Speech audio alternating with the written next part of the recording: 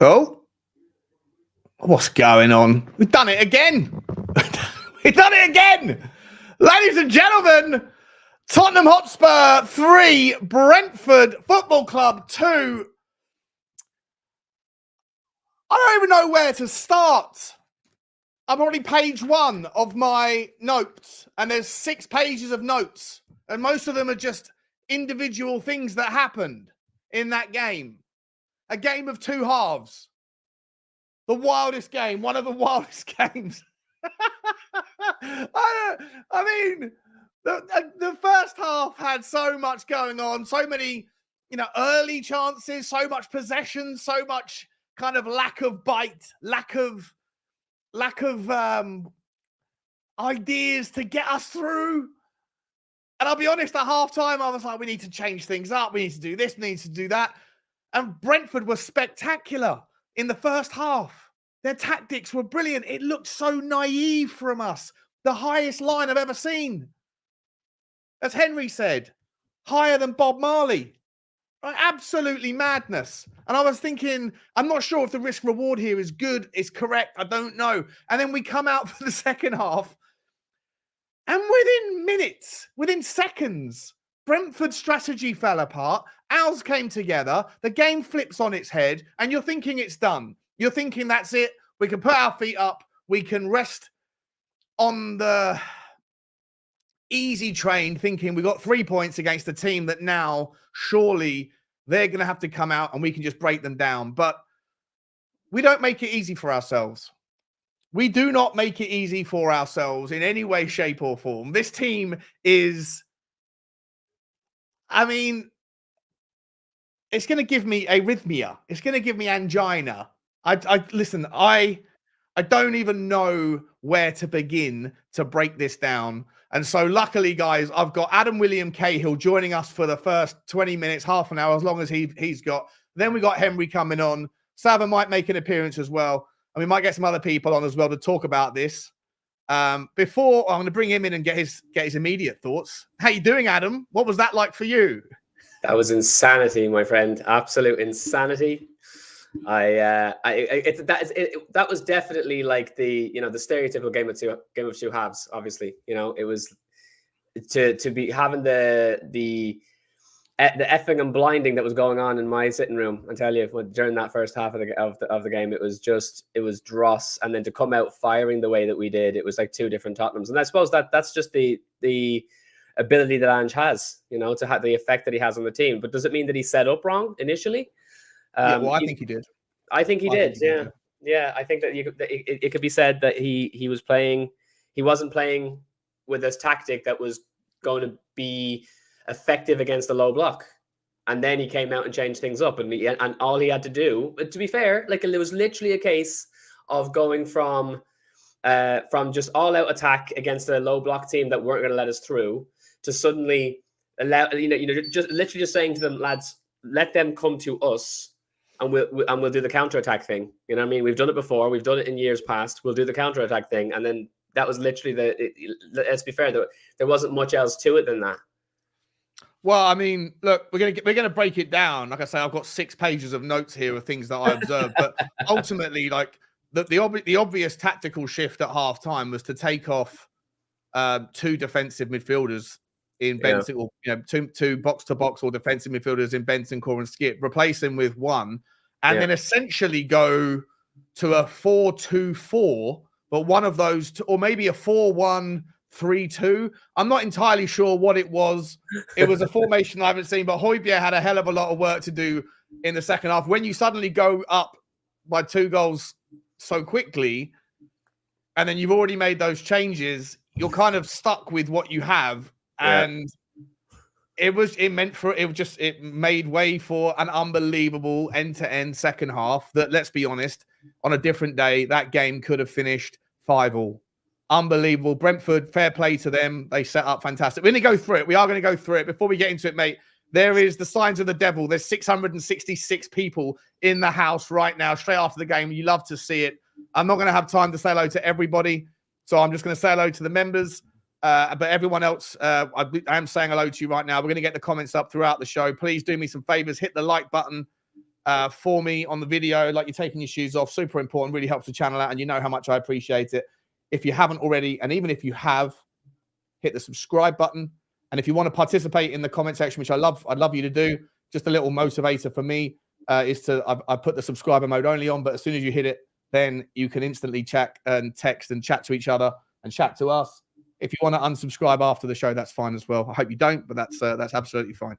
Let's see who's in the house. Darian, Vasilian, Kaitis. I think we think you saw you earlier on, mate, on the stream a few hours ago. You joined us, remember? So I do appreciate you very much. Ben Williams is in the house saying, evening, Sean, 2 inverted wing-backs and 2 inverted wingers with 2 defensive midfielders against a low block equaled a mess in the middle in the first half. Second half, 2 Metzalas and Johnson gave width. Yeah, look, I mean, we're going to talk about the individual performances, but so much to so many people surprised me one way or the other today. I mean, look at Destiny Udogie. How do you break down his performance? He gave the ball away twice for 2 goals. He gave the ball away a third time when it could have ended up being another goal given away. But ultimately, he was fantastic on the ball. He was responsible for so much of our creativity throughout the game, breaking and bringing the ball forward, and he scored a goal. So how do you give that guy a score out of 10 that's reasonable? I don't know, but we're going to find out in a minute. Stay Humble's in the house. Saying, hi, yes, come on, you Spurs. Good to see you, mate. 3 points. I'm going to bring up the table in a minute because we're 4th. We're in the Champions League. Yeah, RFS baby. 1899. Sorry, Adam, what was that, mate? I said just say, yeah, baby. Oh, yeah, baby. Yeah, it's all on. It's on. I got no idea if I feel confident in any game, though. This is just absolute. My heart is still going 150 beats. Not our greatest performance, but a win's a win, 100%. Oh, my God, says Cantab. Good to see you, mate. Who else we got in the house? Ren's in the house from Australia. Good to see you, Ren. We did it. 100. Strata's in the house. Didn't play that well, but 7 minutes of magic made all the difference. 100%. Scott Colliver as well. Udogie and Spurs, brilliant for 10 minutes or so. Apart from that, not a great performance. Yeah, I think we're just too open. And I think our strategy, our system is at some point there has to be a little bit of common sense. But it is what it is. This system, we're always, even if we're 5-0 up, we're going to go for the 6th. I don't know. I don't know. We'll talk about it. Wilson T's in the house as well. Let's go. Who else we got from the members section? Justin Glazer is in the house, as is in a coma. His heart is about to explode as well. Good to see you. Heart attack MC. What else we got going on? Who else? Daniel Borden's in the house. Big up to you. Any other members? If not, we can get straight into it. Tom Martin's in the house as well. Good to see you, Tom. Hope you're okay, my man. Smash the like, says Spurs GC TV. Good to see you. Mark Cookie's in the house. Don't we get wound up easily, Sean, by opposing players? Yeah, well, that's another thing. I think I almost want to start on Brentford, the pre-game, and then we'll start on Tottenham's, and I'm going to get Adam's thoughts on that in just a second. John G's also in the house as well. We should have had a clean sheet. Both their goals avoidable. Yep. George Angelis, bipolarizing match. Honestly, some of the texts I was seeing from some of the boys at halftime, it was pessimistic. It was Lionel Pesci all over the place. And now everything's rosy again. This is the life we chose. We didn't choose it. Maybe it chose us. I don't know. Mark Sheen's in the house as well. Good to see you, mate. We will take it, Sean. 100% we will. Julian Biggs in the house. Good to see you. That was utter carnage. Werner worth every penny of £15 million. George Carter's in the house as well. We never went comfortably 100%. Nige Pure Coy's in the house as well. See, all here tonight. So is Mavis, maybe 1, 2, 3. Good to see you. Good to see you. Martin Bridge, Robin Owen. Wow, there's so many of you. Paul Longworth, X-Man, Lozenge, Wowzers. Frankly, Tottenham's in the house as well. And I think that's everybody. No, it's not. Scooter reacts as well. Good to see you. Right, we're all caught up. Okay, guys and girls, 780 people in the house. Smash the like, smash the subscribe, join the conversation. Adam, let us first start, my man, with the league table. Looking beautiful. Looks nice right at the moment. Yeah, we're 3 points behind Arsenal. We've just taken over Aston Villa. On goal difference. Do you feel comfortable though? Not even goal difference. It's on goals for. Right, we have the same goal difference as well. So, yeah, that's right. Absolutely, yeah, it's true. How comfortable do you feel about it? Just before we get into the specifics of the game, are you looking right now and thinking no chance for a title charge? Are you worried about West Ham? Are we in the top four? Right? Where are we right now? 22 games, 16 games to go. What's your thoughts? I think it kind of depends on how we do tomorrow, to a certain extent, in terms of like, so tomorrow we have is it tomorrow at 11 p.m. is the window closing? Yeah. Like if we do get somebody else in, I think that there's a very high chance of us staying in the top four. I think that the two players that we're looking obviously to come back, well, three players, because even though Sarr's already out of the African Cup, he still hasn't come back to the team yet. When we have Sarr, Basuma, and Son back, obviously we're a significantly stronger team, and presumably we'll go on to do better things than what we've seen in the last number of matches without them. But I still think that there's something. You don't want to be in a position where you lose any of those players and suddenly you're significantly weaker. I still don't think we have the strength and depth that people might be thinking we have. I've been asking the question a lot in the WhatsApp groups lately. How many players do we need until we're ready to take on Man City for the league title? How many players? And I think it's more than people. Yeah, I think it's more than people give a crap. I've heard people keep using the phrase like two or three. I'm like, it's not 2 or 3, lads. It's really not. I feel we're so weak in the midfield without Sarr.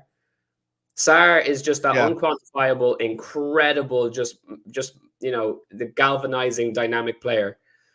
And when he's not there, I think our midfield is vacuous. People talk about the fact that people are saying that we don't have the strength in the front line, and it's not. The front line's not the problem. We can't hold the ball in the midfield. We don't dominate the midfield. So how are we meant to get the ball to our attackers for them to do anything worth a damn if we're not controlling the midfield? And we don't control the midfield without Sarr and Basuma. We really don't. Oh, your camera's gone a little bit skew if there, mate. Is it all good? Do you know, or is it just a temporary thing? Oh, there it is. You're back now. You're back. Listen, yeah, I generally agree, mate. I agree. I can't wait for Pape Sarr to be back. He'll be back for the Everton game on Saturday, early kickoff. So, I think that we don't have to necessarily contend with the craziness that is an Ollie Skip or a Højbjerg 6 or an 8 or whatever the fashion is. But look, for what it's worth, we're going to go through the individuals. We're going to get their scores up, go through the moments. But for what it's worth, I actually thought Ollie Skip was even in the first half, where I thought as a team we were very frustrating. I thought Ollie Skip was one of the better players getting back and helping us out defensively in the first half. Benson, I thought he was our best player. I think Ollie Skip was our best player in the first half. I don't think Ollie Skip did of all the players. I don't think he put a foot wrong in the first half. He was playing incredibly well. Bentancur was shocking. Absolutely, I thought Bentancur was terrible. Abysmal. Very slow on the ball. So poor. I'm surprised at how bad he was, because obviously we've been dying to make sure this guy gets fit again, is able to get regular minutes. To see that really lackluster, it was like when you mentioned Højbjerg a couple of games ago, where it seemed like he's not really all that interested. That's the way Bentancur looked on the pitch today. His pass is going astray. It just looked like he wasn't really. I'm not sure he's fully fit yet, mate. I felt like, I'll be honest, in the first half at times I felt like Romero looked a little bit shaky. I felt like I don't know whether or not he rushed himself back to try and get in before Dragusin gets his foot in the team. And I kind of love that competitive edge, but not at the expense of whether if you're not fully fit or whatever. And I don't know. Like, I thought Romero was great in the second half, did as good as he could. Mm-hmm. But your camera's going crazy. I felt like in the first half he looked a little bit shaky, and I thought that Bentancur looked a little bit just off the pace. I'm not sure if he's fully back yet. But just overall, your sort of thoughts on the 11. There was options out there, not too many options, but we could have obviously had Dragusin involved in some format or fashion. We could have had Brennan Johnson on the pitch from the start. Decided not to go down that direction. We decided to start Maddison, bench Johnson. He chose Skip over Højbjerg. There was other ways that we could have played, and sort of variations of Tottenham that we actually ended up seeing in the second half that we haven't really seen before. But from the 11 that he chose and the formation that he picked, how did you feel about it when you saw the team sheet? When I saw the team sheet, I was very much in favor of what Andrew's going for, because we were all asking for Johnson to take the bench for a bit, because just he hadn't been performing whatsoever in a number of games. Getting Kulusevski to go back out there for the time being, so that Maddison could come back into the middle, made the most sense. Ollie Skip, for me, in spite of the fact that I want to improve on him, is a better player than Højbjerg.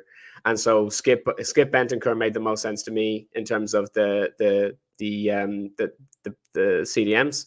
So I thought I was looking at it going, yeah, perfect, well done, great job, Ange, fantastic. And then they get out on the pitch, and some of the players just had absolute howlers. Your doggy, as you've said in the open, was Jekyll and Hyde. Jekyll and Hyde, and for the most part, it was Jekyll, right? Like let's not make any bones about it. For the most part, Udogie was making a show of himself. Then he had a few moments of brilliance that would you would. Oh, see, I disagree. Sorry, when you say I'm not sure which one Jekyll and which one Hyde is. Who's the good guy? Who's the bad guy?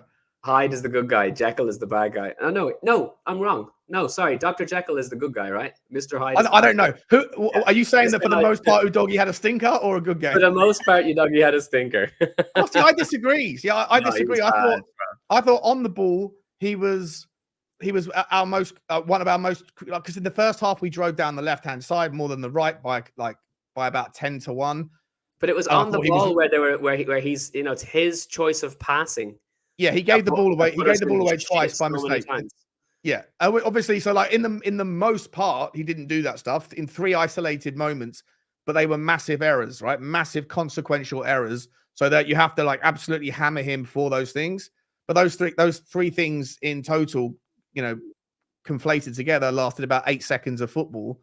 Mm-hmm. For the rest of the 90 minutes, I thought he was pretty good personally, especially on the ball. I thought he's driving on the ball. His ability to run with the ball at pace in the second half and then use his strength going shoulder to shoulder with, I thought he was good. But ultimately, he scored a goal, but he was responsible for 2, and it could have been 3. So he really needs to rein that in. I just think that for me, because of the level of ignorance, immaturity, sloppiness, it was so poor. That I just think that I don't want to see that in him again. I don't care how good he is going forward. That level of absolute donkey behavior, I do not want to see that again, or I'd be questioning him going forward. I really would. It was I can understand why, like when you see the flashes of brilliance, those moments in between where he's sort of in the gray. If you want to kind of look at it as he's you kind of throw that in with one or the other, and you're throwing it in with the positive. I'm throwing it in with the negative. I get it. Yeah. No, listen, it's going to divide a lot. I think a lot of people are going to say he had a stinker in the most part, because ultimately, if it wasn't for his mistakes, we wouldn't scored 1 goal but cost us 2. So he's a net negative. Yeah, 100%. And also, look, we conceded the first goal because we're big up Henry. Good to see you, mate. Thank you for the redirect as well. And in that, I think about 2 minutes after that first goal was conceded, he also gave the ball away again for a second time. Henry, I'll come to you, mate. Before we get into the specifics of the players, I think we're just going to jump around. I wanted to kind of go through everything because I know it's better to be organized, but actually I just prefer free ad lib, kind of just jump around, and hopefully it will make sense to everybody. Henry, what was your take, mate, on the overall game, and then break down first half versus second half, and then we'll just all jump in. Yeah. Overall take. I mean, there's a few question marks defensively. I think how many times Brentford were able to see our high line and got in behind, for me, worries me. Brentford haven't scored a lot of goals this season, but if they took their chances, probably would have been 3-0 up in the first half. We were great first 15 minutes. We were electric. It was a much better start than the Man City game. Obviously 2 completely different play styles. Man City pressed us relentlessly. Brentford didn't. They were happy to set up for the counter-attack. I will say one thing, though. From about the 14th minute to the 33rd, Brentford literally switched a gear. Tony, on another day, that offside, he manages to stay on. That's a goal. There was a chance. I think that when Brentford had a free kick, Tony makes a run. No one follows him. And then the ball actually goes in. He makes another run. He gets a free header. Udogie, I don't know, a lot of people are going to jump on him, tonight because of his defensive performance. He's been very, very good this season, but tonight I don't think he was nowhere near at the races defensively. He did go forward and do a couple of nice bits, but that first half for me, nowhere near good enough. Nowhere near good enough. Big question marks. I thought Bentancur was poor in the first half. Yeah. I didn't think he was great. I thought Skip did a few nice things, sweeping up. in terms of Maddison, we couldn't really get him on the ball enough to pick the lock and break down the low block. Timo Werner made lots of good, decent runs down the left, put in a few nice crosses for us. Kulu, shocking. Decky was an absolute disaster. I don't think it was his best game today. Second half, though, the reaction, I think, do you know what? Fair play to Ange, because the amount of times we've waited until the 60th and 70th minute to make a change, and he made it immediately. You know, I'm happy to see that. Bentancur went off, you know, Skip went off. He brought on Johnson, which everyone's been, I know it was only a tapping, but he did get a goal. And I'll hold my hands up, you know, I still don't think he's good enough for the football club, but he got a goal today. But that's, you know what, though, Henry? He played centrally a lot in that second half, right? He was, for me, I think that the way that's his best. But that's I thought he was really good. I thought he got back and defended. I thought at times it was a madness to see him pinned up against Ivan Toney defensively. I think whoever was organising that defence that wasn't doing a good enough job from set pieces to let Ivan Toney be up against Brennan Johnson. But Brennan Johnson, when we were going forward, him coming central and having Decky on the right hand side, I just don't think Decky works on the right for me. I thought he had a really terrible. Not terrible, but I don't know where my stats have gone. I thought he was. Those stats were insane, by the way, Sean. If if you look at that, look at the back line, look at the stats that they gave, look at the figures they gave for just the back four. Absolutely all over the place. That's a joke.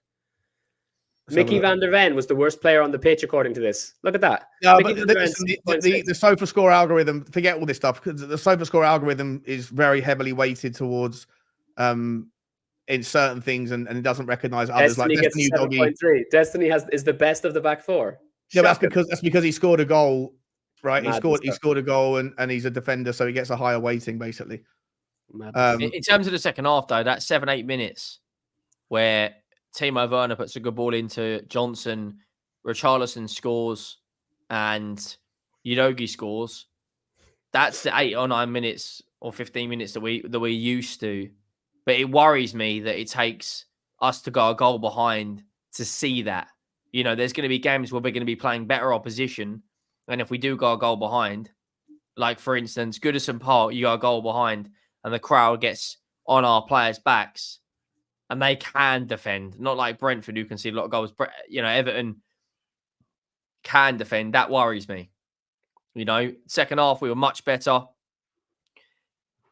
I just that there's a few things in that first half where I'm like, doesn't sit right with me. But look, overall, 3 points. We're back in the top 4. I don't know what Udogie was doing for Brentford's second goal. He probably just didn't put his head up. Doesn't think Tony's there. I don't know why was Ivan Toney there in the first place? Was he just hanging around, or was he tying up his shoelaces, or why was he like? Was that what it was? He was tying his shoelaces. I think he was doing his boot up, and it was. They had a set piece. It can happen, right? Udogie's under pressure. He's already lost the ball twice under pressure in the game. One of them led to a goal. The other one almost did. He's feeling the pressure. He just wants to get out, and he looks up, passes the ball back to the keeper, and goes, "Oh no, what have I done?" Like, it's momentary madness, but like, yes, you can hold him accountable. But for me, I also think it was just really bad luck. What are the chances that Ivan Toney's doing his shoes up at the time? He's not. If you're feeling the pressure, if in doubt, kick it out for a throw-in. Yeah, but I don't think he had them. Like, he did look up and then pass it, but the time it took for him to look up to Vicario and then pass it was such a split second. I just don't know whether or not he would have had time for it to sink in. Yeah, it's fine margins, you know. Look, it's unfortunate. I think Udogie's been very, very good this season, you know, and I think you probably could allow him, of all the players, a little bit of like, okay, cutting some slack. He did get a goal and he did contribute. The one for me, who I think for me was the best player on the pitch, I don't know about you guys, once again run like an absolute dog, Richarlison. Oh, Richarlison was absolutely sensational. Like, I said it to you on the half time. I was saying it to people in the chats. I'm on.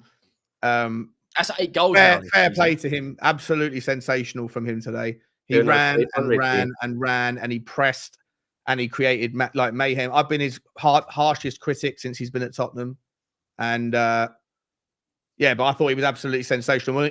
I'll get up his stats right now. Adam, what did you think of Richarlison? Can you still hear me? I know the camera's being a bit funny. Yeah, I can still hear you, mate. I'll try and fix that in a second. But Richie was fantastic. 7 goals in 7 games. As you say, running his little heart out, getting back and doing the defensive duties where necessary. Always looks a threat in front of goal. Couple of opportunities, like this guy, more often than not, it's tap-ins or headers. But a couple of opportunities that he had that he was really, really close to putting in the back of the net with a screamer. So I think that he's growing into himself. I don't think we've seen the best of Richarlison, but we're seeing the best of him that we've seen in a Spurs shirt so far, and I'm really, really delighted for him. I saw a stat earlier on today that says that Richarlison has scored more goals than any other Brazilian in the top 5 leagues. So delighted to see that for him. You know what else, right? I think he scored almost as many goals. We were looking at these stats earlier. I think he scored on a minutes played. I think he scored the most. If I'm not mistaken, I could be mistaken on this, but I think he scored the most goals in the Premier League this year on a goals per minute ratio. Right. Yeah, because obviously he missed a large slice with an injury, right? So, yeah, he's added to he's doing a serious amount of work. And when I said earlier about I'm not concerned about our forward line at the moment, being perfectly honest. I would love to go and buy an Elise, stick him out on the right, and then you'd be flying, because then you have Timo Werner and Son as an option on the left, who will both be absolutely outrageous. You have, let's say, just for example, for argument's sake, you could have Son on the left, Richarlison in the middle, Elise on the right, and Werner can come on and rotate with any of them as you please, and so could Johnson. So and Solomon's coming back as well. So then, I'm not worried about the front line, and I think Werner and Richarlison showed today that they are at our level. They're the quality of the player that we need at the moment, and it's our midfield that's not delivering for them.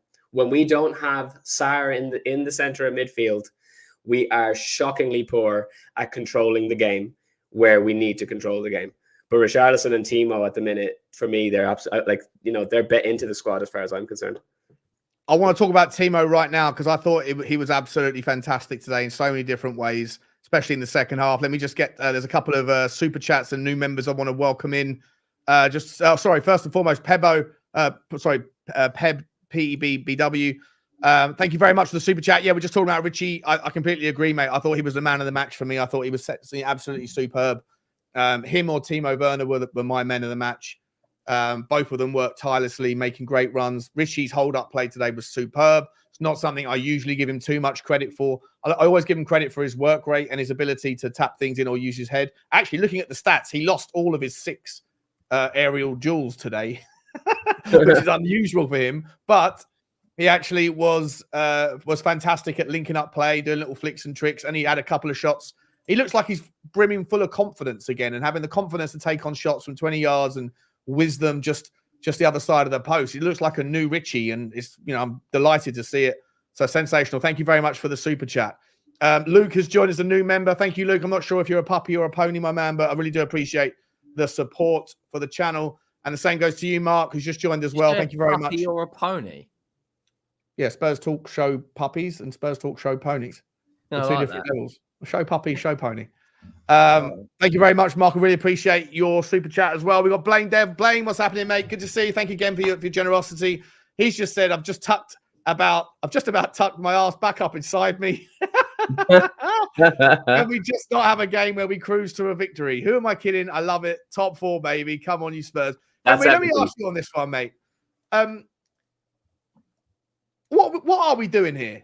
Right. Sorry to interrupt, Sean. Have you seen Romano's just put out?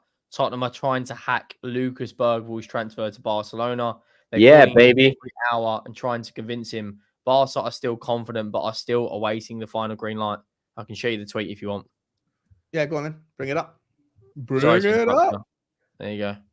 Breaking. Lucas Bergwall has left Barcelona without giving an affirmative response. The reason is that Tottenham have jumped in, promising him a place in the first team. 17 years of age coming into the first team. Now, Shawnee, he's left Barcelona? No. He went to Barcelona to have talks with them, and he walked away not giving them an answer because Tottenham came calling. Now, I've been banging on about Lucas Bergwall with people for quite a while. I brought this up with you a while ago, actually, Shawnee. Adam, let me just give you the credit, give you your flowers, right? So I did a video on Lucas Bergwall yesterday or the day before when when the news broke, guys. And I was like, of course, I've never heard of this guy. Don't know who he is, but yeah, he's a wonder kid, whatever. And I read it off the Daily Mail kind of things about him. Adam messages me going, the gall on you, Sean, the stones on you to say you've never heard of him. Scroll up on this chat. And I had to go a little bit far back. And Adam, to be fair to him, he did absolutely say, check out this kid from Sweden called Lucas Bergvall. So tell me, Adam, how do you know about this kid? And how did he come across your radar, mate? He came across my radar because he was promoted on a channel that you are well acquainted with as well, James Lawrence Alcott. He did a video a good few months back on the top 10 wonder kids that would be seeing their way to the Premier League in a very short space of time. And he was the one that stood out to me the most. I was looking at that guy going, wow, he is absolutely amazing. He's incredible at holding up the ball, his ball control, the long passes, the crosses. He is just absolutely outstanding. Now, he would probably come in the same position as Pape Matar Sarr. So, I mean, like for strength and depth, having those two in the squad, absolutely insane. You could obviously feasibly play them both together as well. Like I would imagine Lucas Bergvall could very, very easily be playing the James Maddison position too, being that playmaker. But he is like just the control on the guy. And for a 17-year-old, it's like this goes back to this. Apparently, his agent's in London. Apparently, his agent's in London right now. Yeah. This goes back to this narrative that I was. Blaine, I'm going to come back to this super chat, mate. Just let me take it down for a second. This comes back to this narrative that I was asking you guys earlier on the stream earlier. For those of you who were watching, who's signing who now? Is that a club signing? Is that an Ange signing? If the club, if Paratici, if whoever it is, are phoning up the agent saying, "Come to us, we'll guarantee you game time," has Ange okayed that? Because Ange has been busy preparing for this game. Ange said in his pre-match press conference, "I have very little conversations with the scouts." That's 100%. It's a club signing, right? Yeah. But how can you go and make a club signing promising first team football unless Ange is okay with that? Otherwise, you're just going to have based on he has to have an unbelievable amount of ability. But he made a point of saying that even if it's a club signing, he's all right with club signings as long as he does give it the thumbs up. He has to have the final say. Doesn't mean that the guys can't go out and start scouting for themselves. Well, we'll press pause on that because this is a game review, so we'll come back to it at the end. Appreciate the insight though, Henry. Thanks very much, and appreciate your insight, Adam, for bringing it to my attention before it was in the zeitgeist. Blaine here, I want Henry. I want to ask you this, mate. Blaine's talking about he absolutely loves it. I want to ask you: is there a little bit or a lot of tactical naivety? You're 3-1 up. You've just turned the game on its head, and you're pushing for a fourth. Yeah, look, was there tactical naivety in the first half, playing our defensive line 15 meters outside of Brentford's penalty box, like offering all that space? The game management, like, yes, we got the win and it's fantastic. We're back in the top 4. The game management against Man City was completely horrendous. Right, no fight, no passion, no desire. Didn't play to our strengths. No press, no high tempo. And the game management today in the first half, from about the 15th minute, like we didn't rearrange our back line and drop deeper by 10, 15 yards. We went even higher. At one point, I think there's a picture on Twitter that we didn't have one player in our half, right? When Brentford had the ball in their 18-yard box. We had every single person, and all it takes is like a Bruno Fernandes pass over the top. In any game of football, if Ivan Toney gets played a long ball by one of the centre-backs, and they're in. And if you play a stronger team and you play that system, you're punished. I mean, but like you said, you come on my watch along. Pinnock has the back heel. Norgard misses that header by about half a yard. Toney scores an offside goal. On another day, that could be onside. Toney gets a free header in the box. And that dirty rat, Neil Maupay, who I cannot stand, scores his goal. Right, and if I saw him right now, he'd be getting elbow to the nose. I can't stand him. But Brentford set up. Brentford were if we were a little bit tactically naive, and look, like it or lump it, it is who we are, mate. We have to get on with it. So I'm going to need a pacemaker. I'm not being negative. I accept there's risks of being countered playing a higher pressing system. I get that, Like there's going to be times where Udogie and Porro are caught out, but you can't praise them when they're scoring goals and then absolutely rinse them when we're caught out. It's just to persist them. What I will say is though, you don't need to go for a fourth when you're 3-1 up. It's all about game management and just cruising to the 90th minute. Like City go 3-0 up against Burnley. They're not going for blood and getting a 5th, 6th, 7th, 4th, 5th. Is it? Listen, I love it. Like this is all under Conte ball. I would say I can't stand it. Like if you're going to offer me 10 trophies, but I have to watch this for the next 10 years, no, not for me. For me, it's all about the entertainment. Why do I want to go to Tottenham? Why am I a season ticket holder? Why do I travel the length and breadth of the country for away games? It's because I want to be entertained. I want the distraction from the stresses of my life, and I want to go and focus on something which is fun. And yeah, there'll be a roller coaster, and hopefully you get success, but it has to be the cornerstone. I never expected to go from that boring version of terrible football that Conte was, fossil football, to this. This is just like another level of crazy. And I love it like Blaine. I do love it. But sometimes I think we are a little bit silly. We don't always need to run and go at 100 miles an hour. We don't need to park ourselves, the entire team, 20 yards inside the opposition half. We don't need to set up the free kick when we're facing a defensive free kick. We don't need to set the lineup, 5 yards outside of our own penalty area. No other team in world football does that. Like, I don't know why we have to do it all the time in any scenario, whether you're 0-0, 3-0 down, or 3-0 up. I don't know why there's no adjustments at all. And I don't think it's negative to kind of call it out. And I think we should be able to have a conversation about whether or not you can just dial it, like just tweak it a little bit, rather than having to kind of throw the baby out with the bathwater. Adam, what's your sort of take on it, mate? Yeah, I agree with you. First of all, like 100%, that I'm in this for the entertainment value as much as anything else. That doesn't mean that we don't want to see trophies, right? Of course, we want to see trophies. That is ultimately the end of the game.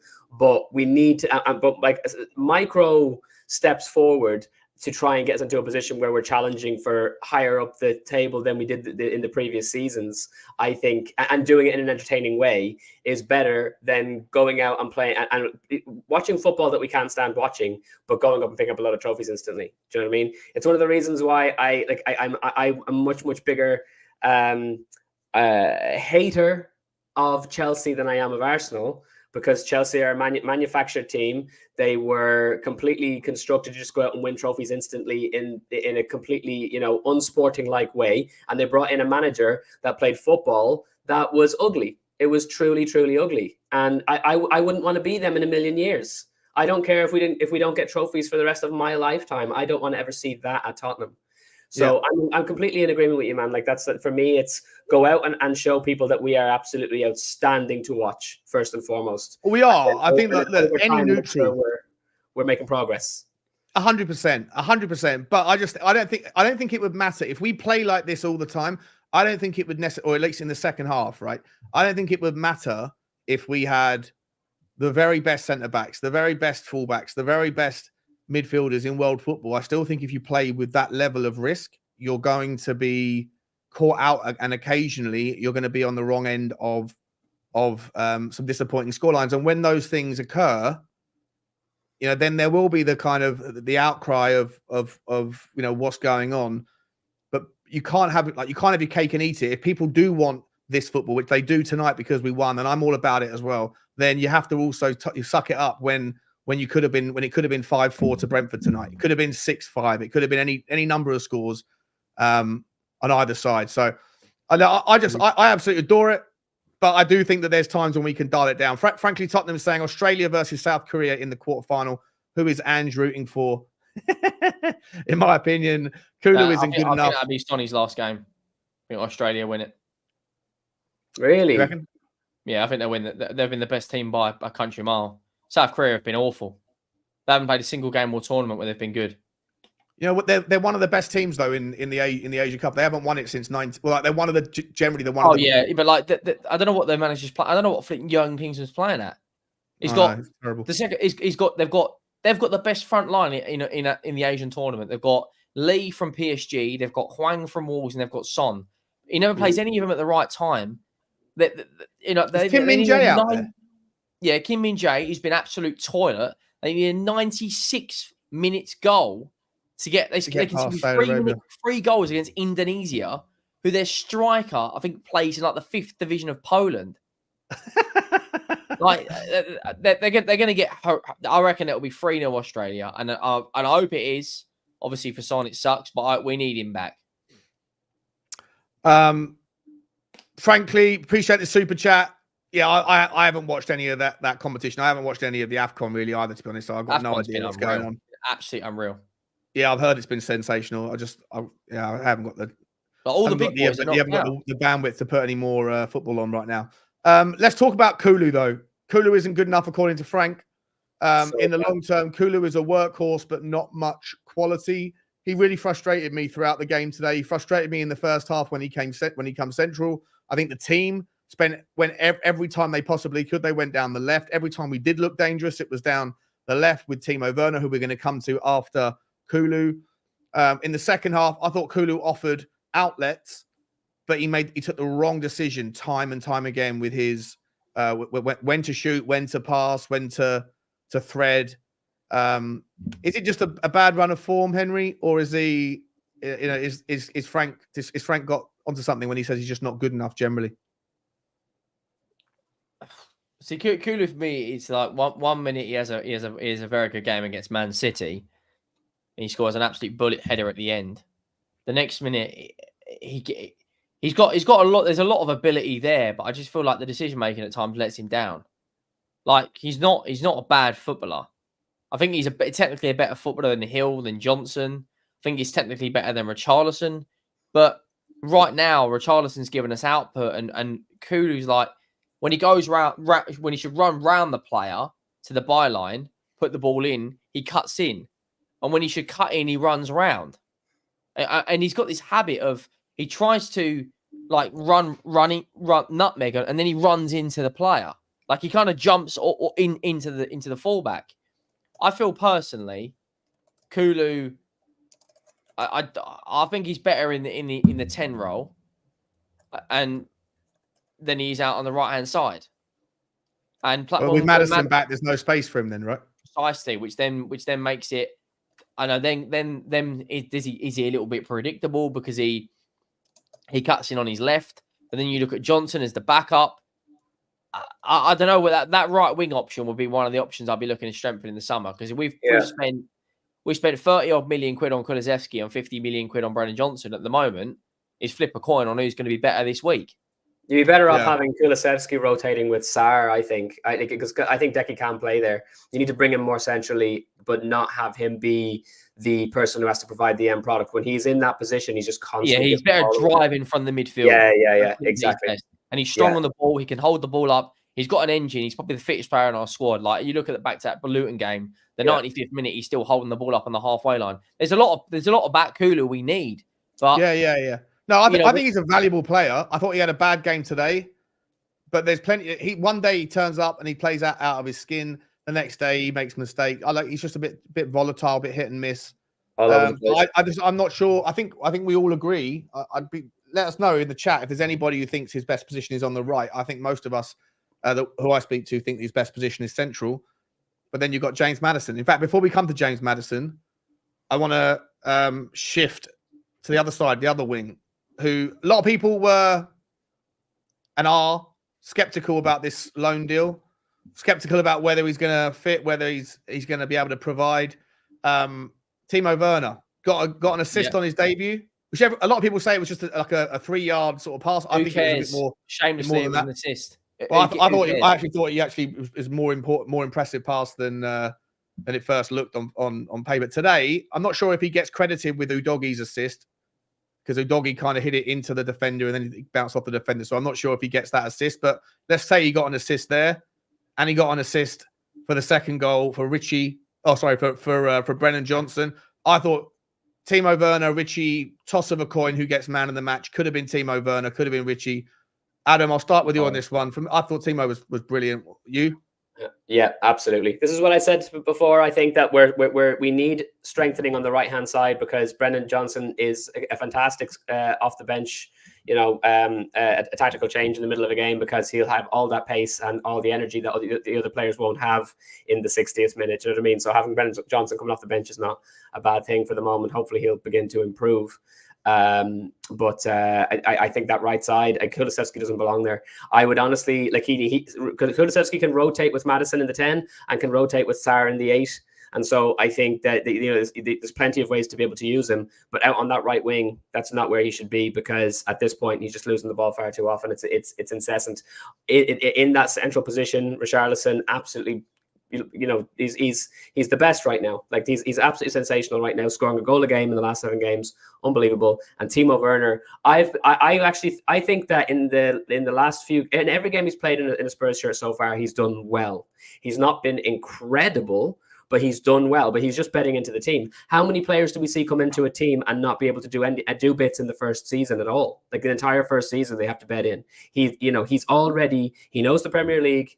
He knows what he has to do. He understands the assignment, and he's getting it done, and he's getting better every game. And in that game, I genuinely, as much as I love Richarlison, and everyone who's seen me on this channel time and time again, knows I love Richarlison, and I thought he played excellent today. But I would have given man of the match to Timo Werner, because he was at any time that he got the ball, he was doing bits. His numbers, if you look at his stats for that game, clearly far and away doing the most. He's absolutely killing it. And well, the clause is 15 million to keep him, is it? Yeah, it's not a lot. 17 million euros. Yeah, 15 that million. Is nothing. That is nothing if he's going to perform like that. And even if we had him as a bench option. Now, I say that, and again, this is me giving the devil his due, because I couldn't stand Timo Werner at Chelsea. Not in a I was threatened by him kind of way, but he's wearing blue and he's absolutely useless, because the amount of times that guy was offside and couldn't finish his lunch was insane. But playing him with the way that and just clearly he stayed on side 3 or 4 different runs today that could have easily been offside. He checked his run really well. Yep, he's clearly, he's maturing, and he's obviously an Ange player. He's an Ange player, So I think that I'm in favor of Timo. As long as he continues to grow, or even just kind of do what he's doing at the moment, I'm in favor of 15 million. And he basically be Son's understudy, because when Son comes back, he's going back into that 7. So well, let's wait and see. Let's there's no need to rush on making that decision. We've got another 15, 16 games. Before I want to come to Henry on Timo's take on the dance floor. Before we do, guys, there's over nearly 1,100 people in here. Awesome to see you. Really appreciate your attention for the post-match reaction. Can I just ask you one favor, and that is smash the like button, and also can you get over to Henry Wright TV? I'm going to put his link in the title and in the chat in a second, and also at Wild Stag Media as well. I'm going to put his link in the title and in the description. In the chat, all that stuff in just a second. Smash the like though, please, guys. Henry, Timo Werner, mate, what are we doing here? Is he? Well, go speak. Yeah, I thought he had a very good game. I'm not so sure in terms of making it permanent yet. I want to see more goals in his game. However, what I will say is he can beat a fullback, and that is what I want to see in forwards. He can actually take the flipping fullback on. The amount of times in that City game he didn't get the ball played through, and today he did get the ball played through and got 2 assists, and that's 3 assists in 2 games. In a player that no one really wanted, in a loan signing that's basically, let's be honest, a stopgap unless it gets made permanent. And he's doing his thing. I think he's been excellent since he's come to the club, and tonight was a very, very good performance. I think man of the match for me still is Richarlison, just because the guy does all the dog work. He holds the ball up, and at times he was playing against a back 3 on his own, because the wingers were a little bit deeper, and he was just scrapping it out and gets his goal. But you know what? Tonight there's a couple of negatives defensively, but that performance from the forwards is night and day compared to Man City, and that's the big positive performance for me. If we go in and play, I think if we get ahead of Villa by 3 or 4 points, I don't think they'll get near us, because they're going to be focusing on the Champions League, on the Conference League, and if they beat Chelsea, they're through to the FA Cup, which, to be honest, we probably want them to beat Chelsea. I know they've just been absolutely stuffed by Liverpool, but yeah, I think Timo Werner tonight was very, very, very good, and lots of positive about his game. I like the fact that he gets his head up before he puts a cross in and doesn't just spam it in the middle like Brian Hill does at times.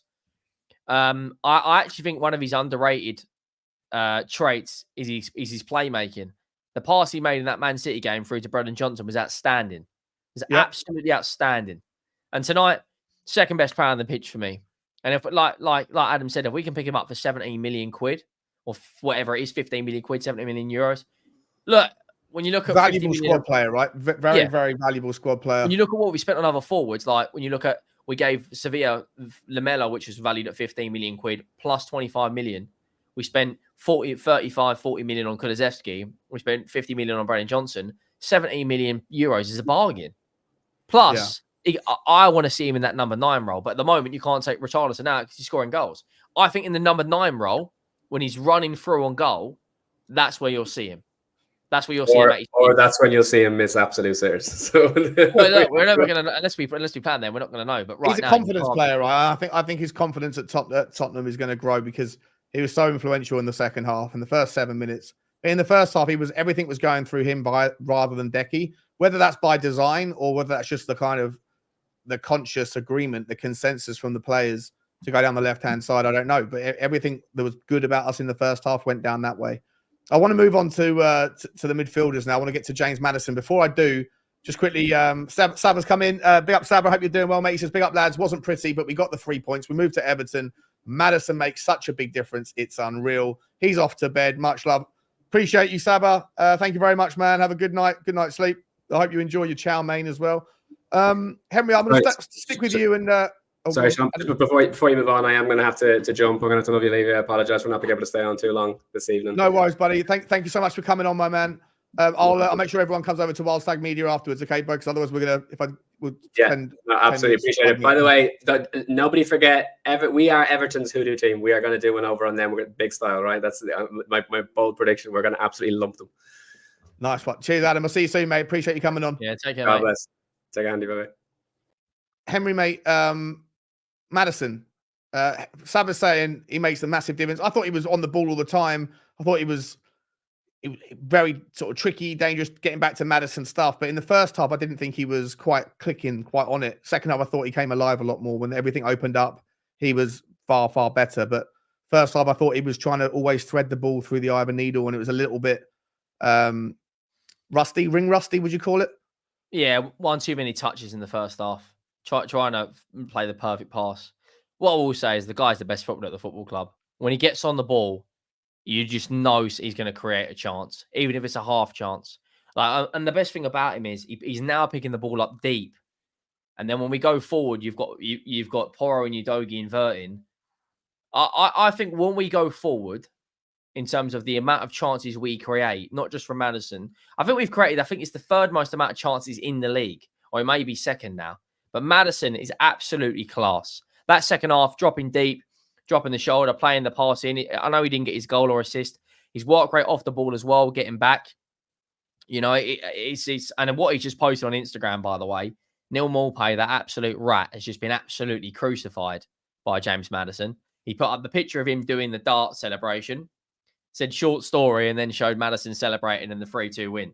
So look, but he is night and day above everyone else when he gets on the ball. Like he's crossing ability, he's passing in behind, the link up play, the 1-2s. What he's doing now is there's always Richarlison holding off the centre back on the edge of the box, and he's playing that 1-2 pass. If Richarlison could find him a few more times, he probably would have scored tonight. But I thought he was absolutely excellent. First half, like you said, a little bit ring rusty, a little bit. I don't get why he played 80 minutes. You know, he did go down holding his leg. I probably would have liked to see him play 60 minutes and then maybe brought on... I'm happy he brought on Donnelly, and he did a good tactical foul to stop their counter-attack and actually looked pretty okay on the ball. He did a couple of nice touches. But I think it was a little bit of a risk playing him 80 minutes. Yeah. Maybe 60 would have been a bit better. But look, who am I to tell Ange Postecoglou what to do? But he is absolute... When Maddison gets on the ball, he's just class. Absolute class. He creates space out of nothing. Those mazy little... I must have written down 4 or 5 times over that game. Maddison, mazy dribble. Like he loves to... He'll find a little bit of space. That's his most underrated thing as well. Like everyone looks at his playmaking, his final ball, his pass, his set piece. Right, he's watching the game. But when he gets on the ball, he's actually really good, like ball carrier traveling with the ball. Like he can take on 3 or 4 players. I think personally, I don't think he can play 38 games a season. When you look back through his injury record, and if we're in 4 comps, we're going to need someone else to step in when he's not there. And admittedly, Kulusevski and other players have done it, in his absence. But someone like Morgan Gibbs-White would be or Eze. If you sign one of those, Eze and Elise and Tottenham have no problems dispatching that team tonight. Oh, however, class. However, I do want, because I agree with your plaudits for Maddison. I thought he was great. But look, we've spoken about the front. Everything in the end, we scored 3 goals. We had, I don't know how many chances it was. Let's have a look. We had a lot of shots on goal, or a lot of shots. I'm not sure how many of them were on target. Let me get that. What am I doing here? Let's have a look. It was, bear with me. We had, look at that momentumometer. It's always the same. The momentum's always with us. Statistically, what do we get? 19 shots, 5 on target. So there's a lot of like huffing and puffing for the most part in the game. Second half, obviously, things came alive. But I do want to just talk a little bit about the defensive midfielders. At halftime, we obviously took off both of them, Bentancur and Skip, brought on Højbjerg, who was then given the task of essentially controlling the entirety of the defensive midfield efforts by himself.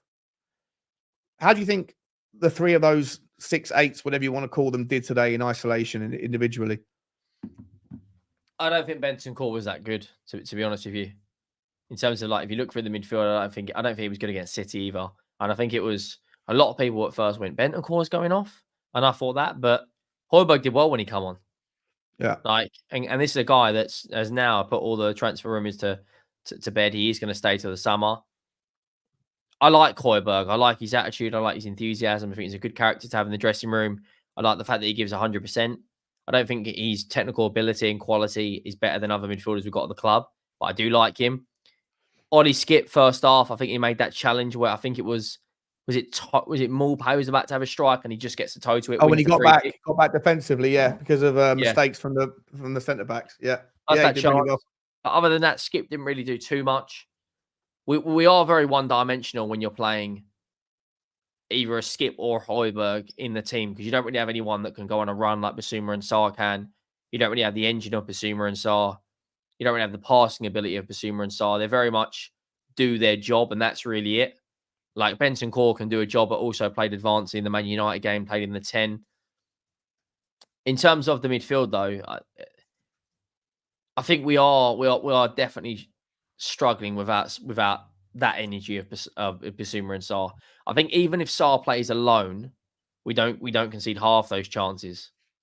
You probably didn't hear this, mate, but on the statistic, on the commentary, I didn't hear anything. I didn't have the audio. The commentary, there were so many statistics. They were saying that Maddison in game this season, Tottenham have only lost once with James Maddison in the team at all.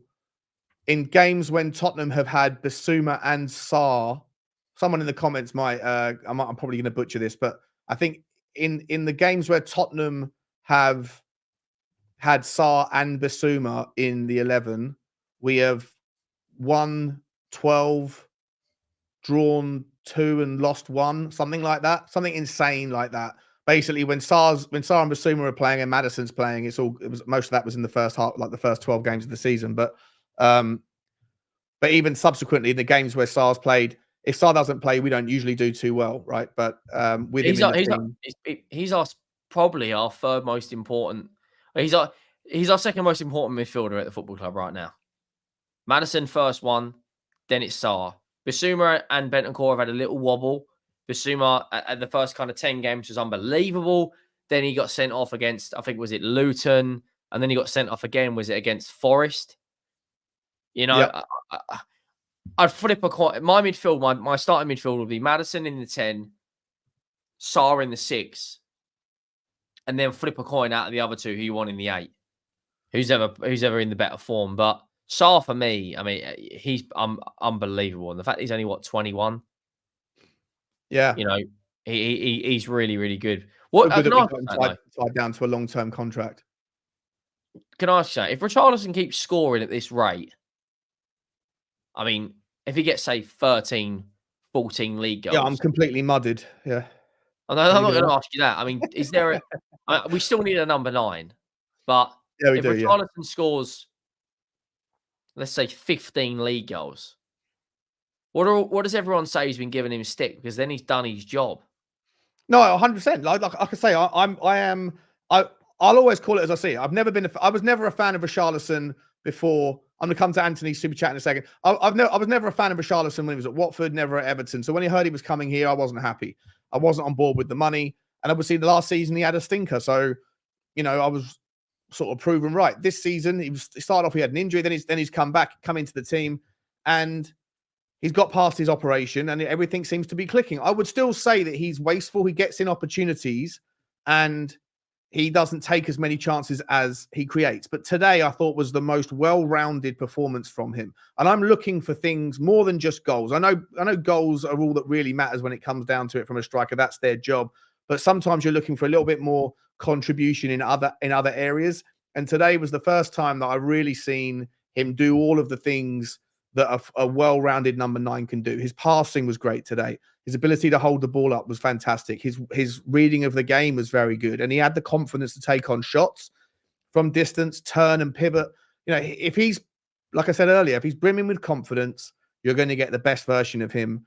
And, it's going to make for an uncomfortable conversation for people in the summer as to know what to do. I know Daniel Levy will sit there and say, you don't need an 80 million pound striker. You have a 60 million pound striker and he scored 15 goals. That will be his natural default response. I still think that Tottenham need a different style of striker, a different character, a different type, one that isn't quite as volatile emotionally and one that has a little bit more of a well-rounded game. And then they can fight it out. I'm not sure, even if Sonny is going to come in and play in the 9, and we'll have to figure out the best front 3 in those conversations throughout the rest of the season and into next season. Even in that scenario, Tottenham still need to find an eventual replacement for Sonny. He's 31. He's not going to go on forever. At some point, you need to go and find that. Now, if that's Alejo Veliz, maybe not. I don't know. But Tottenham will need to find a striker at some point in the next, year that is going to eventually. He's more than just a striker, isn't he? Though he's it's going to be really, really hard to replace Heung-min Son. Really, really hard. Yeah. Not as hard as Harry Kane, because Harry Kane's hold up play, his distribution, his goals, he was unbelievable. But it's going to be really, really hard to replace Heung-min Son from a wide perspective. And what's he been in now? Like 7-8 years out on the left. He played there for 5, 6, 7 years. It's going to be. I think we're going to need to be very, very clever with the recruitment going into the summer. If we're going to replace him in the summer or the January or the following after, like I'd look at someone like. Do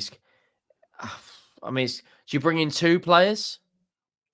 Do you bring in a wide player and a number 9? Listen, I think there's conversations that need to be had on the right wing, the left wing, and the centre. And we're going to continue that conversation in just a second because I also want to get to the couple of super chats. But before we do, Henry Wright, you've got I'm going to share the screen. And he's got something. Want to tell everyone what you got going on? Oh, I'm going to share quickly. So down here, guys, on henrywrighttv.com, you can grab yourself.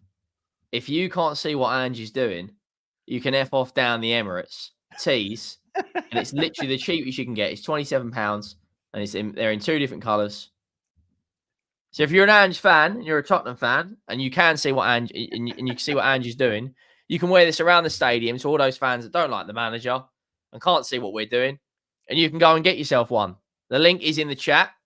You can order worldwide. We've got a returns policy. We've got all the sizing on there, and we go all the way up to 5XL, which will be a duvet on me and Sean.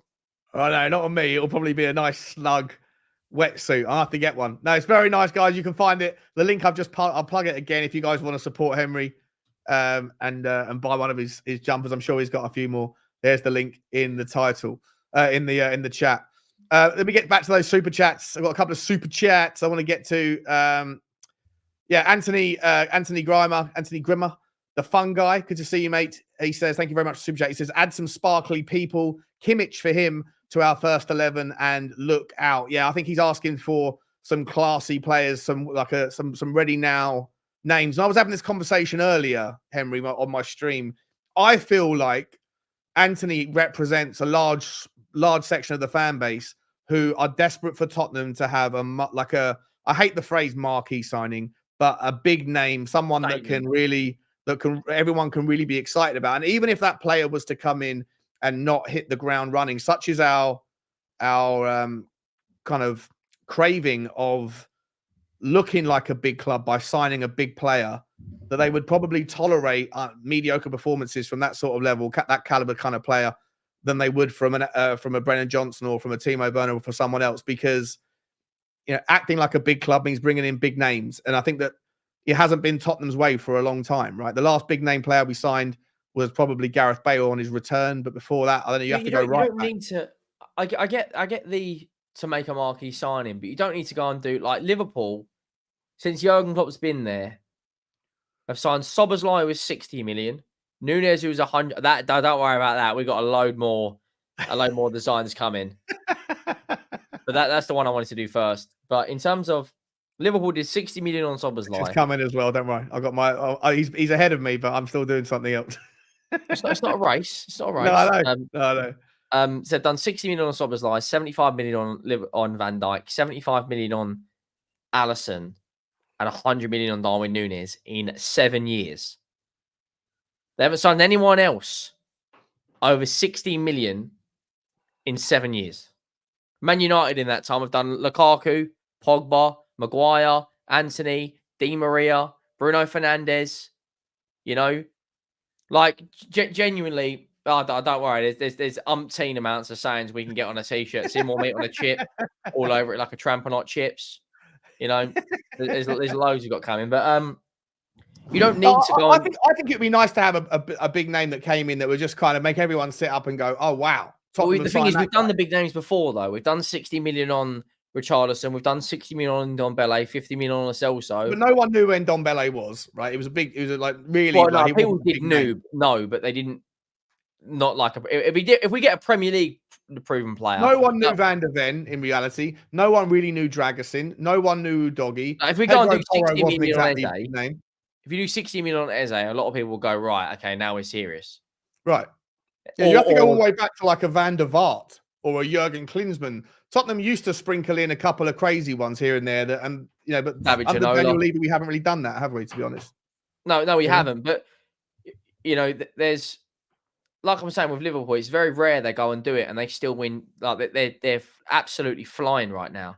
They've just put 4 goals past Chelsea, and they didn't have Trent for 70 minutes. They didn't have Salah. Like, Liverpool have signed the likes of Cody Gakpo, the likes of Jota, the likes of smart signings like McAllister, Gravenberch. And tonight, this is one thing that Liverpool do that we don't do that really flipping annoys me. That 18-year-old who started a score tonight for Liverpool against Chelsea. What's his name? Bradley, 18 years of age, scored a worldie. Well, not scored a worldie, had a worldie of a game and starts at right back. That's what we need to do.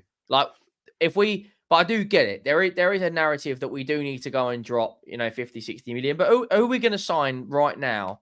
We're signing a 17-year-old tomorrow morning, mate. That's going to be the last story.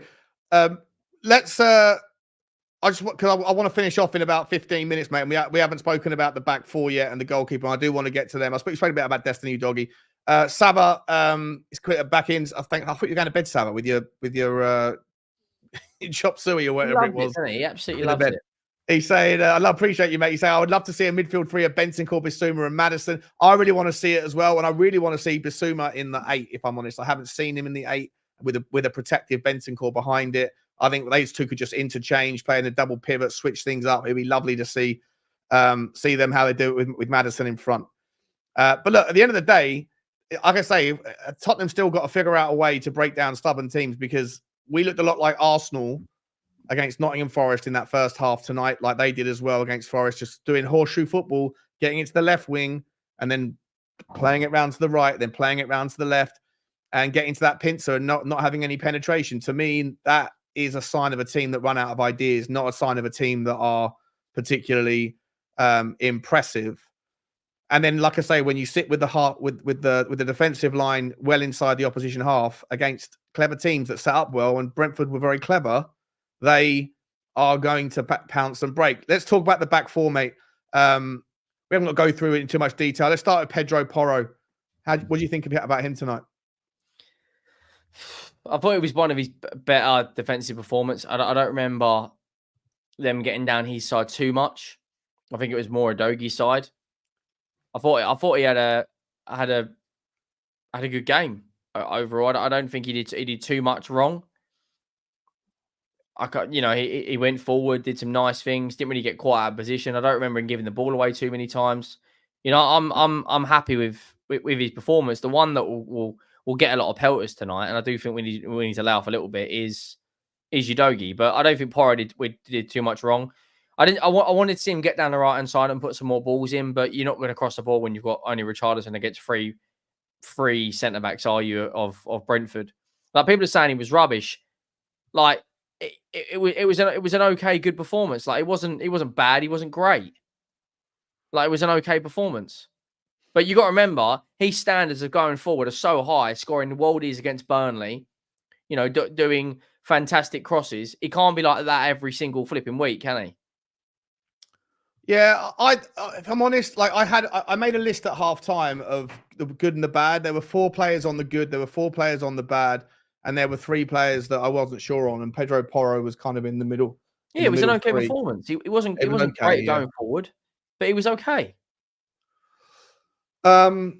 Let's talk the middle. Let's talk about the centre backs. Mickey van der Ven today, for me, mate, I thought he was excellent. I thought he got beaten in the air a couple of times. I thought he got, if I'm going to call out his weaknesses, I thought his positional play in the first half was a little bit poor. But ultimately, his pace got him out of trouble so many times. His ability to sprint at top speed and then time that ability to slide tackle, it's phenomenal. It's absolutely phenomenal.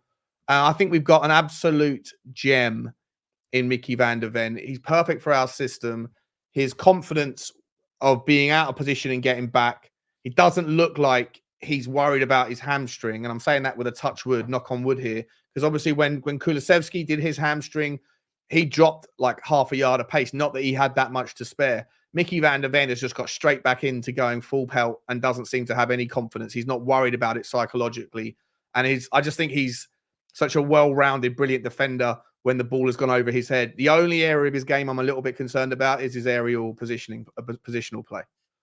Yeah, it's the only thing with our centre-backs. We haven't got one who's dominant in the air who plays. Like, Dragusin probably will be the one who's good in the air. But Van der Ven, I think it was that chance where, is it Maupay? Like, he runs, catches up and puts a slide tackle in. Doesn't get the ball, but it's the burst of pace he's got for a centre-half. It's unbelievable. Like, he's a top centre back. He really is. And we've got an absolute gem there for 40 million or whatever it is. Yeah. We might not have got tapped sober. He might want to be one of the best centre backs in Europe right now, but we've got an absolute gem on our hands in Mickey van der Ven. Romero, I feel we got a little bit wound up at times by Maupay, that absolute rat who I can't stand. But I don't think Romero was bad at all. I thought he was very good as well tonight. 5 out of 7 ground duels won for Romero. 3 out of 6 aerial duels. He only lost the ball 11 times in the 91 touches that he had. And he had an 88% pass accuracy, 3 clearances, 0 times, or 1 time dribble passed. Didn't foul anybody, was fouled once. Interceptions 2, tackles 3, clearances 4. Statistically, superb. Yeah, I don't think it was bad at all, mate. I thought he had another good game. I thought the worst player at the back four was Udogi when you look at defensively, but I feel that this is my big question I've got about the back four is how does Dragusin get into the team right now if both the centre backs are playing well? I'll tell you why. By doing things that he did in the 96th minute, he. First of all, his strength, right? He let the ball bounce into an aerial challenge, and then he just bodied Ivan Toney out of the way. He's got strength on him that I like, that I don't think Romero or Dragusin's got. And in the 96th minute, he got back when they got down our left-hand side or down their left, our right-hand side. He got back and put in an absolutely perfect time sliding. I'm not sure what you call it, a sliding block, a sliding clearance, a sliding interception. I don't know what it was. It was like a low cross that he slid into to get his body in the way of. Didn't do anything wrong in the time that he had. How does he get in ahead of Romero and Van der Ven? You'd hope that the one he gets in against over Everton, maybe against Everton, he deserves a start because Everton are a far more physical team, right? And maybe, but you're not going to drop. You can't drop Van der Ven because he's the more important one because Dragusin can play right side centre back. He's the more important one in terms of the pace and the system, right? And you can't drop the captain at the moment, Romero. So yeah, he's not going to play. Well, he's got to buy his time. He's only been here 5 minutes. He's got to buy his time. No one. Yeah, so is Timo Werner. He's only been here 5 minutes, and he's starting games now. There's no competition though, is there? Up on the top left at the moment with Sonny out. What will be interesting is what happens if Sonny, after a performance like Werner put in today, if Sonny had been kicked out of the tournament yesterday, right? Who would have started against Everton? You keep Richarlison in. Do you put Sonny on the left or do you keep Werner? You're not going to put Sonny on the bench. I'll tell you what you do. So, you put Werner on the right and Son on the left. Put Werner on the right. So you put Johnson and Kudo on the bench. Yeah, interesting. Let us know in the chat. What would you do when Sonny comes back? Is Werner ahead of Kulusevski and Brennan Johnson right now? Be interesting. Vicario, mate, did he fill you with confidence today? Not in that first half. The second half, he made an absolute worldy save. Yeah, but the first half, I don't think his distribution was very good. I'm not going to lie. I don't think he was. He didn't look confident. He didn't look comfortable at all with the ball at his feet. However, some of the saves he made in that game, I'd love to see. I don't know how many shots on target that Brentford had, but that save when it was 3-2, the header from when he pushes it over the bar, he makes such good saves to the camera. Like if you're a cameraman, you got to love watching Vicario because he makes your job easy. Like he makes the acrobatic worldy saves look effortless, and it's the way he launches himself. He doesn't just go like a little touch. I mean, his legs up there, his knees up there. He makes worldy saves. He over-eggs the pudding every time. I love it. Yeah, he sells the save beautifully. Like if he's just got to touch it over the bar, he's like all like full stretch, little for a fingertip save. Like, but he's in terms of his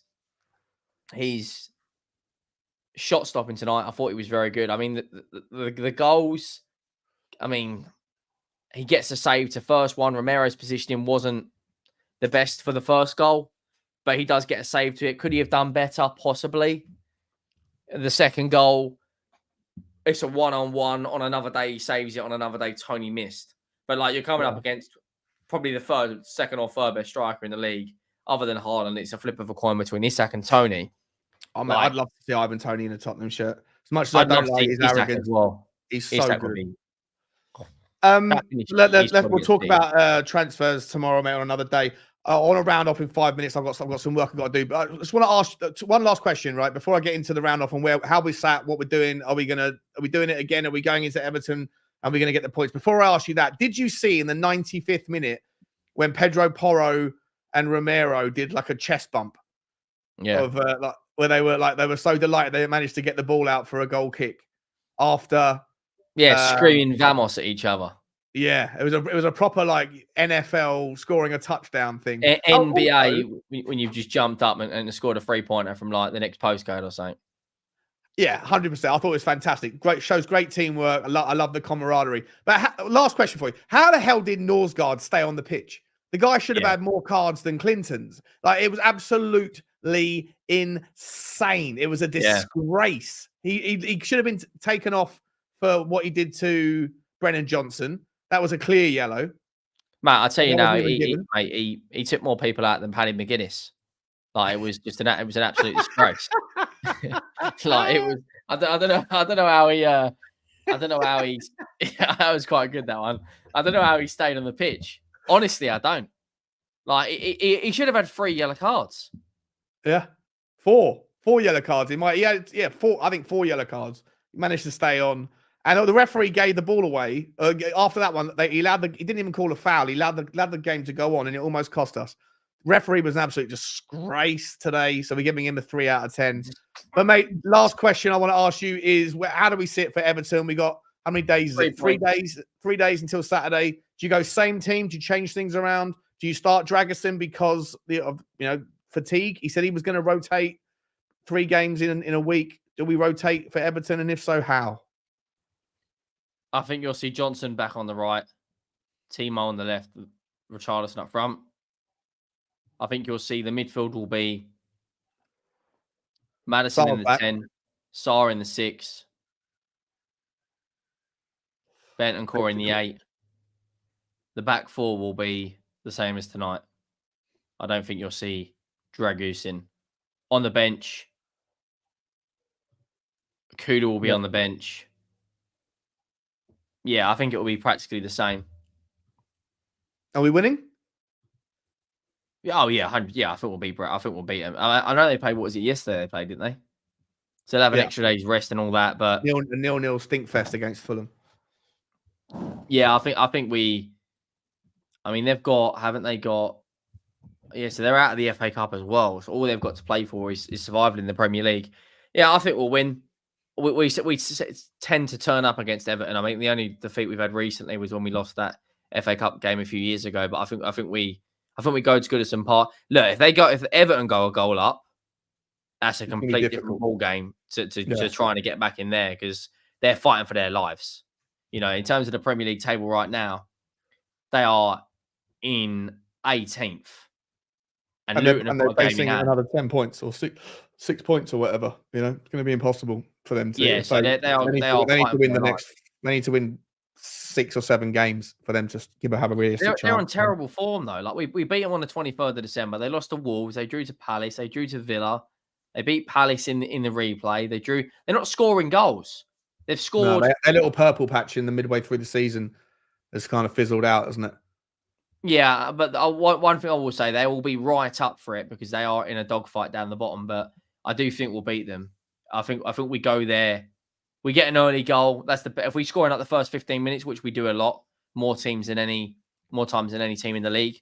I think it will open the game up. Everton will come onto us and they'll leave space in behind for Johnson and for Werner to exploit. My worry is if we concede in the first 20 minutes, Everton will anchor that ship on the goal line, and it will be very difficult for us to score. But look, we win that game. We've got 3 games in February. We've got Wolves, because the Chelsea game's been postponed because they're in the final. We've got Wolves, Everton, and Brighton. We should be winning all 3 of those. Like if Arsenal lose to Liverpool at the weekend, which they probably will, and we beat Everton, we'd go level on points with Arsenal. And Villa have got Sheffield United away, which they've already. I think they drew the home leg 1-1 at Villa Park. That's not an easy game. I don't see why we don't win our next 3 and put ourselves in the best position we can going in for the top 4 race. I think we can win all 3 of those. But yeah. All right. Just last one. I can't even see this super sticker. How do I see the super sticker?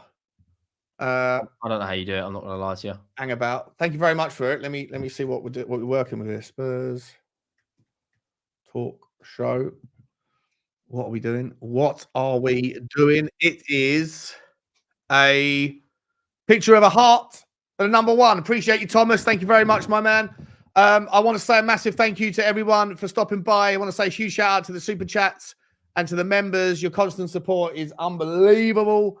Thank you, everyone. Tottenham are 3-2 winners. We're 4th in the league. Henry, where can people find you, mate? And what is coming up? More merch, really. More merch. You got some merch ideas, I can tell. Oh, we got more ideas than flipping Bill Gates over here, mate. But yeah, what can people? I've just put out a match reaction. If anyone wants to go check that out, that would be great if you could. The channel, we just hit 20k, so obviously big up to everyone who subscribed. Make sure you get over there. I think we're like 20 subs off 20.1k. There probably will be some transfer videos tomorrow. I am planning to do a deadline day stream, but I don't know how it's going to work with being on Dan Potts' show and the football tomorrow night. Obviously, you're with Dan Potts tomorrow, aren't you? I'll have to figure that out if there's transfer news. I don't know. I have to figure it out. We'll talk about that afterwards. Go over to Henry Wright, guys. Just Henry Wright 365, mate. There's the link.